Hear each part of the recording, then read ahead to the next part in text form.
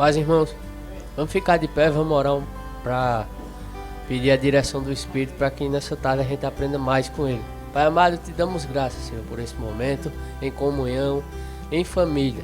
Te agradecemos por teu Espírito, pelo manifestar, Senhor, da tua unção, da tua graça, Pai. Em nome de Jesus te louvamos porque tu és bom e o teu amor dura para sempre.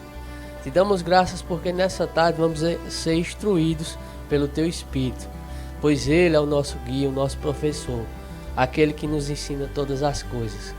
Obrigado pela tua palavra, porque ela é viva, é eficaz e ela muda tudo aquilo a que se submete a ela. Obrigado, Pai, pelo teu Espírito revelando nesse momento a Santa Escritura através da tua unção. Em nome de Jesus, amém. Pode sentar. Hoje vamos estar falando sobre o dom da graça. O que é dom? Segundo o dicionário, é o mesmo que virtude, oferenda, oferta, aptidão, benefício, dádiva e talentos. Quando a gente olha para a Bíblia, vemos que Cristo, a submeter-se ao sacrifício, Ele nos deu a graça. Ele foi o sacrifício. Ele foi a virtude de Deus manifesta para nós. Ele se ofereceu como cordeiro para ser o sacrifício definitivo. E esse dom da parte de Deus por meio de Cristo nos deu acesso a um novo estilo de vida, a graça. A um novo estilo de andar como é no céu aqui na terra e não o contrário. Às vezes nós confundimos, queremos fazer nossas coisas e imputar a Deus e dizer que é do céu. Mas na verdade é para a gente fazer segundo o modelo do céu. No céu a gente não via conversa besta, a gente não via mentira, a gente não via safadeza, a gente não via engano, a gente não via doença, a gente não via morte. Nada disso a gente via no céu. E hoje, por conta da maldição da terra, a gente é submetido a essas coisas. Aí está no meio dessas coisas. Mas, entretanto, nós não fazemos parte delas. Nós fazemos parte de um reino superior. De um reino que foi estabelecido em graça. Que foi estabelecido pelo um dom, pela uma oferenda de Deus. Você, eu, a gente não precisou fazer nada. Cristo fez tudo. Ele se entregou. No entanto, precisamos olhar para nós e ver que aquilo que não é para padrão dos céus não deve ser vivido, não deve ser manifesto na nossa vida. E isso a gente olha quando a gente tem um Senhor e um dono, que foi o autor e consumador da nossa fé, Cristo. Quando a gente olha para Cristo, nós vemos que há um padrão de vida, há uma bondade, há uma graça, há uma cura, há uma libertação. Mas, no entanto, precisamos olhar para nós mesmos e entender que quando a gente anda fora do padrão dos céus, a gente atrai para a gente coisas ruins, que é do padrão maldito, o padrão da terra, o padrão de Satanás. Em Romanos 5,17, abram lá, por favor. Romanos 5,17. O padrão divino é algo superior, é algo sobremodo excelente, é algo que a gente não alcança na nossa mente. E devemos atuar nesse padrão aqui na terra. Como assim? Conhecendo o autor da nossa fé. Romanos 5,17 fala assim: pois, se pela transgressão, pelo erro de um só homem, a morte reinou por meio desse erro, muito mais os que recebem da transbordante provisão da graça. É algo que, além de ser proporcionado para nós, é transbordante, é algo superior, é algo que é além daquilo que a gente consegue imaginar. Esses que recebem essa provisão transbordante da graça e o dom da justiça reinarão em vida por intermédio de um único homem, Jesus Cristo. Por meio de Jesus nós recebemos a transbordante provisão da graça. E essa transbordante provisão não é só encher os bolsos de dinheiro, não. É a gente andar segundo o céu. É a gente se alinhar segundo os padrões de Deus. É a gente se alinhar aos preceitos do Pai. Nessa terra, um sistema maldito impõe padrões para que a gente viva errado. Hoje é tão comum a gente estar cansado e ver um menino chegar, querer fazer algo da sua vontade carnal, a gente dizer, vai. E tão cansado que a gente está. Mas só que como nós vemos na Bíblia que o Pai corrige a quem ama, Deus, devemos se portar como? Com o padrão dos céus. Mesmo cansado, o Senhor renova nossas forças como a águia. Está escrito em Isaías que Ele dá força ao cansado, que Ele dá vigor a quem está cansado. Devemos andar segundo o padrão divino. Quando nós olhamos para a Bíblia, tem um padrão a ser seguido.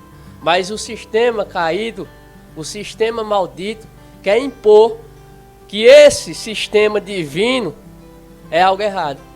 É algo que traz confronto, é algo que se opõe a coisas que não são certas. E essas coisas que o sistema divino se opõe causam destruição. Imagina só, muitas pessoas acham ruim quando não apoiamos o pecado. Quando não apoiamos alguém roubar, alguém matar, alguém ser prostituto, alguém gostar de pessoas do mesmo sexo. Mas se formos olhar para a Bíblia, quem mata, destrói uma pessoa. Se todos passassem a se matar, ia sobrar gente? Ia acabar. Então, isso aí não é bom. Se a gente olhar pessoas, homem com homem, mulher com mulher, se começasse todo mundo a fazer isso, como que o mundo ia trazer mais gente, ia se manter a espécie humana? Eu quero uma explicação científica, lógica. Fazer igual o povo, aqui na minha mesa. Não tem como. Se a gente olhar, o padrão divino é homem com mulher. Por quê? Porque assim como ele disse lá no início, Adão e Eva, vão e se multipliquem, se reproduzam, vai acontecer homem com mulher. O contrário não tem como ser vivido, não tem como fluir. Não vai vir. Ah, mas hoje a ciência pode colocar óvulo, pode colocar até as genitais masculinas numa mulher. Pode. Mas só que no DNA dela tá lá que ela é mulher. Ela pode fazer o que for, ela é mulher. Ele pode torar as coisas, pode botar peito, pode fazer o que for, mas ele é homem. Não tem como mudar o DNA, a cadeia genética do ser humano. Porque foi algo criado pelo próprio Deus, estabelecido. Homem é homem, mulher é mulher. Então, se a gente olha para esses padrões de santidade, esses padrões divinos, para o mundo, para o sistema maldito, é algo que confronta, é algo que... Ah, não, você é homofóbico. Ah, não, você é maldoso. Jesus perdoou o ladrão na cruz. Perdoou, mas ele não mandou o ladrão descer e ninguém tirar o ladrão. O ladrão morreu. Porque teve que pagar pelo crime que cometeu. Ou não? Lógico que sim. Então, a Bíblia é algo que nos guia por um caminho iluminado. Por um caminho onde a gente vai deixar de pisar em brasa e vai passar a andar em ruas de ouro quando a gente consumar a nossa fé em Cristo. Continuando aqui, lá em Efésios 2:4. Efésios 2:4. Nós precisamos entender que Deus deu a graça, deu um sacrifício de amor, nos deu um presente salvador que foi a graça, mas é necessário a gente estar nela em Cristo, porque por meio dele é que temos acesso a todas essas coisas e conhecemos o Pai. Efésios 2:4.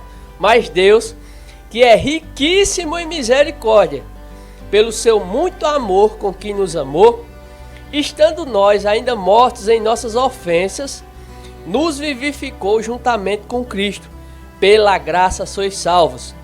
E nos ressuscitou juntamente com Ele, e nos fez assentar nos lugares celestiais em Cristo Jesus, para mostrar nos séculos vindouros as abundantes riquezas da sua graça, pela sua benignidade para conosco em Cristo Jesus, porque pela graça sois salvos, por meio da fé. E isto não vem de vós, é dom de Deus. Não vem das obras para que ninguém se glorie, porque somos feitura sua, criados em Cristo Jesus para as boas obras, as quais Deus preparou para que andássemos nela. Nesse versículo vemos que a salvação vem de Deus. No entanto, essa salvação tem boas obras. Não o contrário, não que a gente vai fazer obras para ser salvo, mas a gente tem que ser salvo para fazer boas obras. E essas boas obras não é só dar uma cesta básica a um, dar dinheiro a outro, dar uma roupa a outro, não. É andar em justiça. Porque quando a gente anda em boas obras, Cristo é visto em nós. E quando Cristo é visto em nós, há esperança. A Bíblia fala que Cristo em nós é a esperança para a glória. Quando Cristo é visto em nós, temos a esperança. Alguém olha e diz, eita, aquele camarada está agindo diferente. Ele está agindo parecido com Cristo. E Cristo morreu para que eu tenha salvação. Você não precisa nem pregar. É só viver a palavra. Tem um pregador que diz, viva sempre o evangelho e quando puder pregue. Porque suas atitudes falam mais que suas palavras. Se, em outra passagem, Paulo fala, aquele que roubava, não roube mais. Aquele que mentia, não minta mais. Ou seja, tem uma ordem para que a gente ande. Que é em verdade, que é sem roubar, trabalhando. Para quê? Para ajudar os outros que não tem ainda. Ele ainda acrescenta isso. Só que a gente tem que entender que as boas obras não são somente dar coisas. É viver Cristo. E para viver Cristo a gente tem que dominar nossa carne, porque nossa carne habita o pecado. E para o pecado, o confronto da palavra é sempre loucura. Mas para aquele que crê é o poder de Deus. Para aquele que crê é o poder para andar diferente, andar com Cristo. Andar alinhado com Deus. Andar firmado com Deus. Em Romanos 1,16. Romanos 1,16. Porquanto não me envergonho do evangelho, porque é o poder de Deus para a salvação de todo aquele que nele crê. Primeiro do judeu, assim como do grego, visto que a justiça de Deus se revela no evangelho. Uma justiça que do princípio ao fim é pela fé. Como está escrito, o justo viverá pela fé. Por que está escrito, o justo viverá pela fé? Porque nós temos um padrão hoje de vida. E é a fé em Cristo Jesus. E se a gente olhar para Cristo Jesus andando, nós não vamos ver Cristo Jesus fazendo coisas que a gente ainda faz hoje. Nós vamos ver Cristo fazendo coisas diferentes daquilo que a gente faz hoje. Hoje, quando acontece uma manifestação sobrenatural do nosso meio de cura, nós nos impressionamos às vezes. Mas só que é algo natural. Cristo se impressionou quando uma mão cresceu no cabra que tinha a mão murcha? Não. Cristo se impressionou quando o leproso chegou lá e disse, se você quiser, eu fico limpo. Não. Cristo se impressionou quando colocaram um aleijado pelo teto e ele disse, levante e anda. Não. Isso é natural para Cristo. Por quê? Porque lá no céu não tem isso. No céu tem cura. No céu tem restauração. No céu tem salvação. Por isso que era natural para Cristo. Aí muitos dizem, mas se você vê uma cura você não se alegra. Lógico que a gente se alegra, mas não é algo que deve impressionar a gente. Para que a gente olhe para aquela pessoa que orou. A pessoa que orou não tem poder para botar um fio de cabelo na cabeça dessa pessoa. Mas ela é um canal de Deus. E o poder de Deus atuou pela vida dela. E esse poder que atuou pela vida dela, do mesmo jeito atua pela sua. Não existe isso de pessoas queridinhas de Deus, bonitinhas de Deus, arrumadinhas de Deus, pessoas que fluem melhor nos dons de Deus. Não, não tem isso não. Deus distribuiu a todos a mesma medida de fé. Está escrito. A cada um deu uma medida de fé. Então, se tem uma medida de fé para cada um, precisamos, como mergulhadores do fundo do mar, mergulhar nas escrituras para que a gente entenda essa medida de fé e ande nela.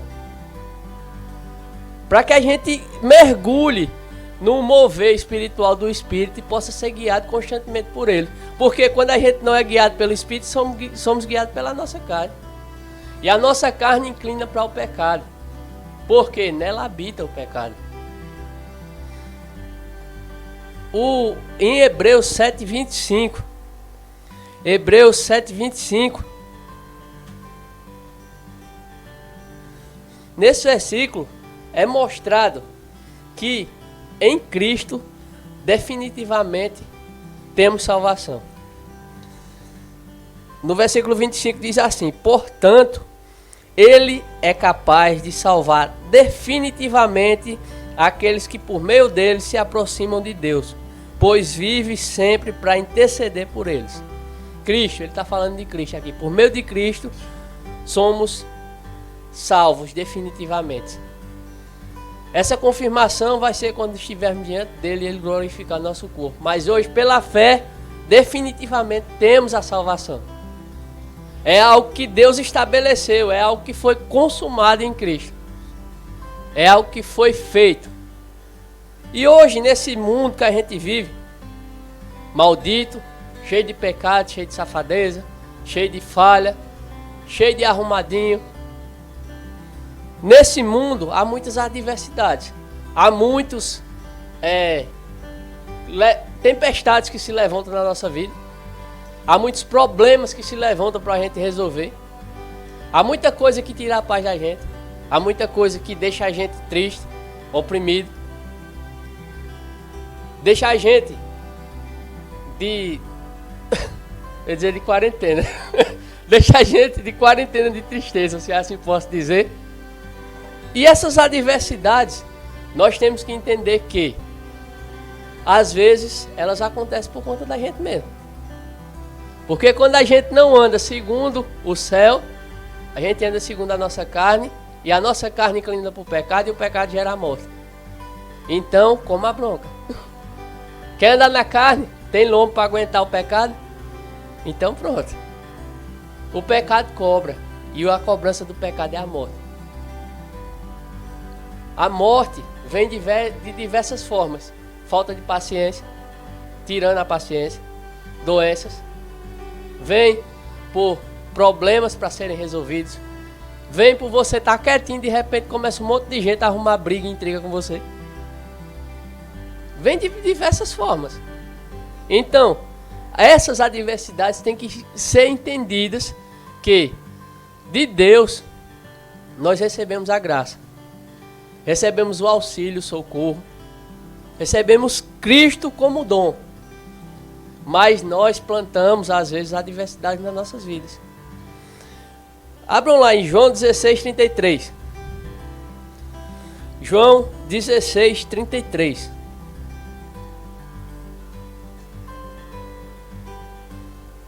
Vemos na Bíblia que existe uma plantação e uma colheita.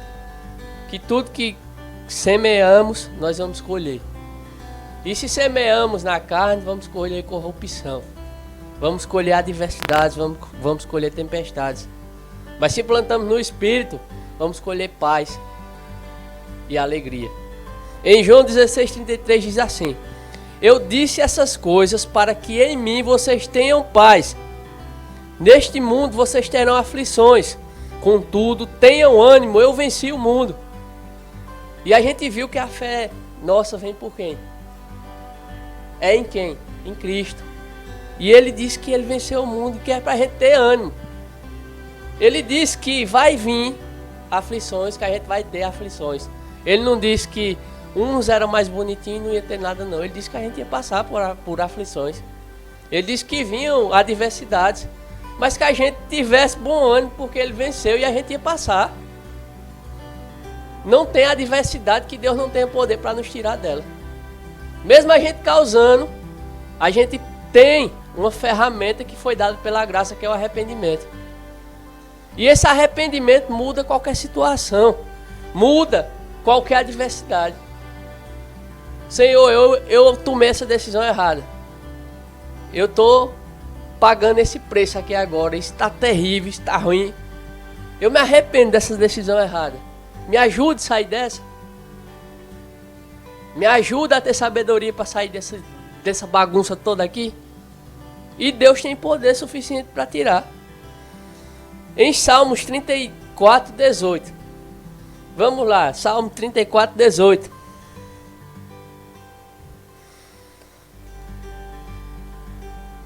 O Senhor é o único que pode nos livrar de toda situação adversa. E tudo aquilo que a gente fez de decisões erradas, de inclinar nossa vida para o pecado, Ele pode nos livrar. Salmos 34, 18 diz assim: perto está o Senhor dos que têm o coração quebrantado e salva os contritos de espírito. Muitas são as aflições do justo, mas o Senhor o livra de todas. Quem é que livra o justo das aflições? O Senhor. Não é nossa sabedoria, não é nossa força, mas é o Senhor que nos livra. Continuando. Ele lhe guarda todos os seus ossos, nem sequer um deles se quebra. A malícia matará o ímpio, e os que odeiam o justo serão punidos. O Senhor resgata a alma dos seus servos, e nenhum dos que nele confia será punido. Nenhum será punido por conta da maldição do mundo, mas por conta do pecado, sim. Porque a plantação do pecado gera morte. Vemos nesse versículo, nenhum deles será punido. Punido aonde? Na ira de Deus. Porque horrenda coisa está na mão de Deus vivo. Cair na mão do Deus vivo. Horrenda coisa. Está escrito. Imagina aí uma coisa horrível, é uma coisa maior, é horrenda. É uma coisa terrível. Mas o justo que tem o coração quebrantado, o que anda em justiça, o que anda no padrão do céu, será livre dessa ira, dessa punição. Porque o Senhor é que livra, não sou eu não. Continuando aqui, Efésios 3:20. Efésios 3:20.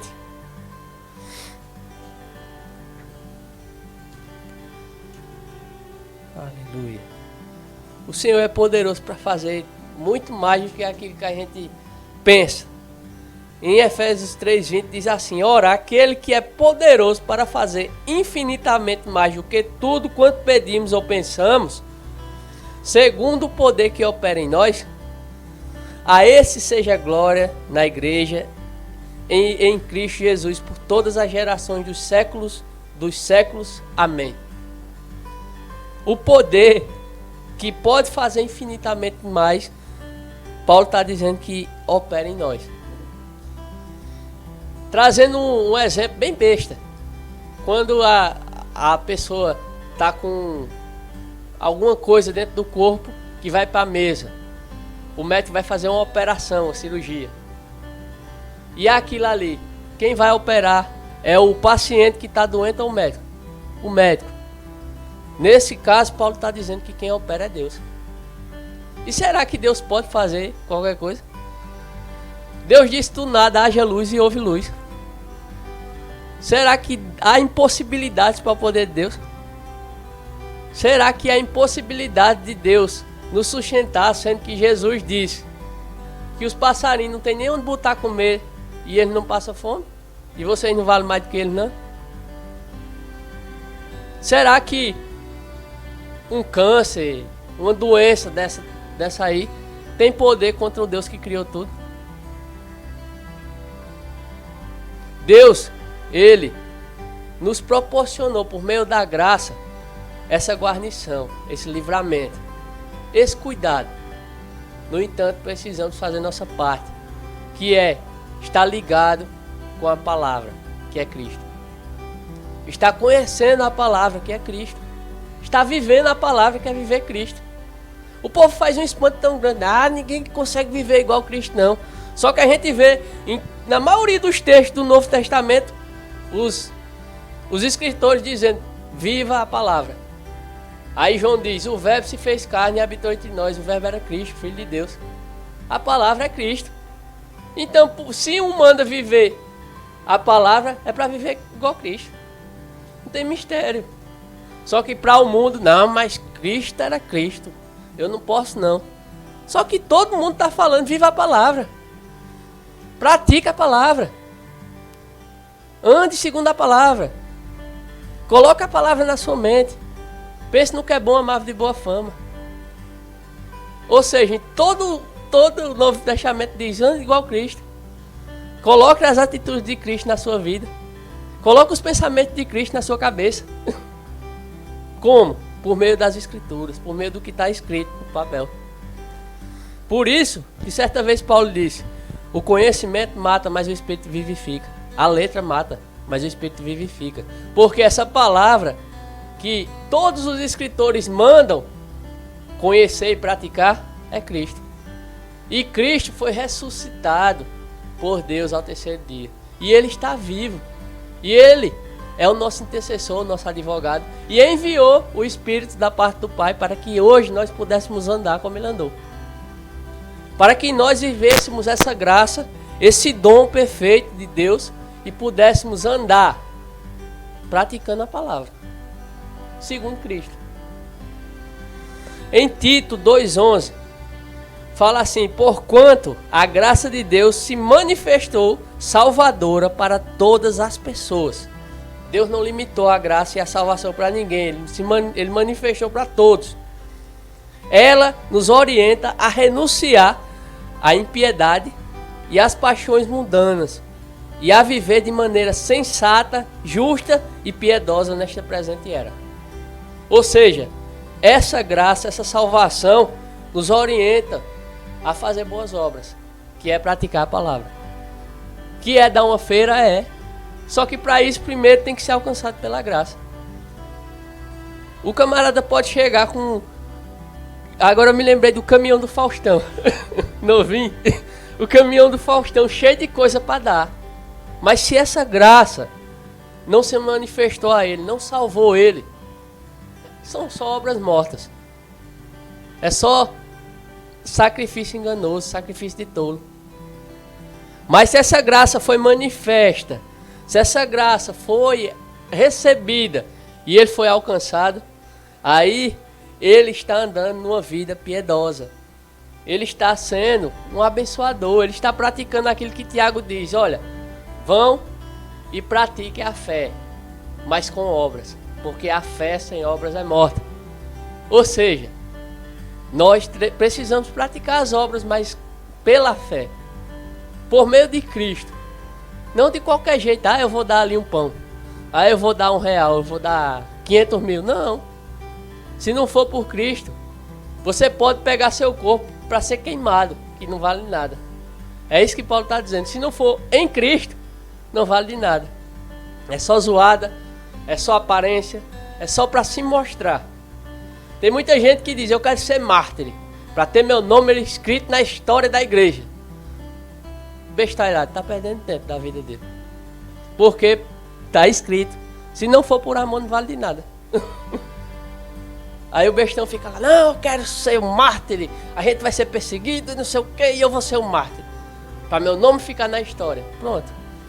Aí Jesus disse que a esse, o galardão dele vai ser recebido só naquele momento. A esse que se justifica tanto, o galardão dele já foi dado. Quando ele chegar diante de Deus, não tem nada. A gente vê na Bíblia que essa arrogância não nos faz manifestar uma vida justa e piedosa. Não nos faz agir de conformidade com Cristo. E como nós vimos o fator da arrogância e da soberba em Satanás, o que foi que aconteceu com ele, e o destino dele, que é o inferno, nós precisamos ter cuidado com isso, para a gente não se levantar como Satanás, em atitude soberba, em atitude de, eu sou o cara, e acabar no mesmo canto que ele. Tem gente que a gente olha e não foi visto nem no próprio Satanás tanta soberba e arrogância como no camarada. O cabra olha e diz, meu Deus do céu, acho que o diabo está sentado lá de perna cruzada, dizendo, eita, isso aqui eu vou pegar para aprender. Porque é sério, tem gente que tá passando o capeta. Que o cabo olha e não sabe se ela encapetou o Satanás ou se o Satanás encapetou ela. De tão ruim que o camarada é. Existe isso? Existe. Por conta da natureza morta, por conta do caráter que não tem e por conta de estar cauterizado. E essa cauterização afasta a gente de Deus totalmente. E quando a gente está afastado de Deus, a gente está junto com quem? Com Satanás. Não tem arruda aí. E se a gente está junto de Satanás, a gente vai praticar boas obras de justiça? Não, a gente vai andar como ele, que desde sempre procura o mal. Desde sempre procura coisas ruins, coisas que levam à morte, que destrói. Em Tiago 1,12, abram lá, por favor. Tiago 1,12. Feliz a pessoa que persevera na provação, porquanto, após ter sido aprovada, receberá o prêmio da coroa da vida. A gente vê aqui que persevera na provação. Essa provação que essa pessoa foi colocada, provavelmente existem alguns fatores, que são: essa pessoa foi provada no sentido de ela está falando aqui, eu estou falando aqui até agora. Amanhã se levanta uma coisa para confirmar se realmente eu estou baseado e firmado nessa verdade. Um sintoma, uma raiva, um problema, para ver se realmente eu estou firmado nessa graça que eu estou pregando aqui hoje. E se eu me manter firme com isso que eu aprendi hoje, eu vou ser aprovado. E eu vou receber o prêmio da coroa da vida, está escrito aqui. Também se levanta essa provação, como a gente viu, por conta de uma vida errada. Aí o camarada já está reprovado do começo. Já está reprovado antes da aprovação vir. Aí ele não vai receber isso, o prêmio da coroa. A não ser que ele entre naquele quadro que a gente viu, do perdão, do arrependimento. Ele se reconheça que foi ele que levou essa provação a acontecer na vida dele e peça perdão a Deus e auxílio. E o Senhor, como a gente viu em Salmos, livra de todas essas provações, de todo mal. O Senhor livra esse que está contrito, esse que está arrependido, esse que pede perdão. A gente acabou de ler em Salmos aqui. No versículo, continuando. Depois de ter sido aprovado, receberá o prêmio da coroa da vida que Deus prometeu aos que o amam. Entretanto, ninguém, ao ser tentado, deverá dizer: estou sendo tentado por Deus. Ora, Deus não pode ser tentado pelo mal, e a nenhuma pessoa tenta. Cada um é tentado. Aqui a gente está vendo tentação, não foi provação. Cada um é tentado pelo seu próprio mau desejo. E esse mau desejo habita onde? Na carne. Sendo por esse iludido e arrastado. Iludido pelo mau desejo. Em seguida, esse desejo tendo concebido, ou seja, esse desejo sendo praticado ou realizado, faz nascer o pecado. E o pecado, após ter se consumado, gera a morte. Deus nos gerou para abençoar. Meus amados irmãos, isso é o texto que tem na Bíblia aqui em cima, que eu li logo tudo. Meus amados irmãos, não vos permita ser enganados. Preste atenção nesse versículo, no versículo 16. Meus amados irmãos, não vos permitais ser enganados. Aí no 17, olha só o que ele diz: toda boa dádiva e todo dom perfeito vem do alto, descendo do Pai das luzes, em quem não há oscilação, como se vê nas nuvens inconstantes. Porque a nuvem, o vento bate e deixa a nuvem toda deformada, a nuvem vai para um lado para o outro. No 18, de acordo com a sua vontade, ele nos gerou pela palavra da verdade, a fim de sermos como que os primeiros frutos de toda a sua criação. Nesse versículo 16 nós vimos: meus irmãos, não vos permita ser enganados. Preste atenção nesse versículo. No de baixo ele diz: toda boa dádiva, todo dom perfeito vem de Deus. Então, se ele está dizendo, meus amados irmãos, não vos permita ser enganado. Quando a gente está na provação, meu Deus, por que está acontecendo isso comigo? Por que o Senhor está deixando fazer isso comigo? Mas Tiago está dizendo, não vos permita ser enganados. Toda boa dádiva vem de Deus e ele não tenta ninguém com mal. Se analise o homem a si mesmo.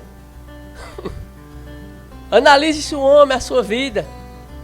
Veja se não cometeu algum erro, algum pecado. Ou se, como eu falei, está sendo provado para ser mantido firme naquilo que fala, naquilo que prega, naquilo que professa. Ele está dizendo, meus irmãos, tenham cuidado, não vos permita ser enganados com esse tipo de pensamento que Deus vai estar lhe tentando, que Deus está colocando você na prova, que Deus está colocando você para sofrer, que você nasceu para ser um miserável, um coitadinho, porque Deus criou você para ser o pior de todos os homens. A gente está vendo aqui Tiago dizendo, não vos permita ser enganado com isso, porque isso não vem de Deus não. Isso vem do diabo. Vem do engano. Quem é o pai da mentira? Engano é o quê? É mentira. O pai da mentira é Satanás. Então o engano vem de quem? Ele está dizendo aqui, não vos permita ser enganados. E na palavra nós vemos que devemos conhecer as escrituras para exatamente isso não acontecer em nós. Nós não sermos enganados. Nós não permitirmos que o engano consuma a nossa vida. E a gente passe a atribuir ruindade a Deus, sendo que Ele é bom. Continuando aqui em Efésios 6, 10. Finalmente, fortaleçam-se no Senhor e no seu forte poder. Poder não já é forte? O escritor está aqui no seu forte poder. Vistam-se de toda a armadura de Deus para poderem ficar firmes contra as ciladas do diabo.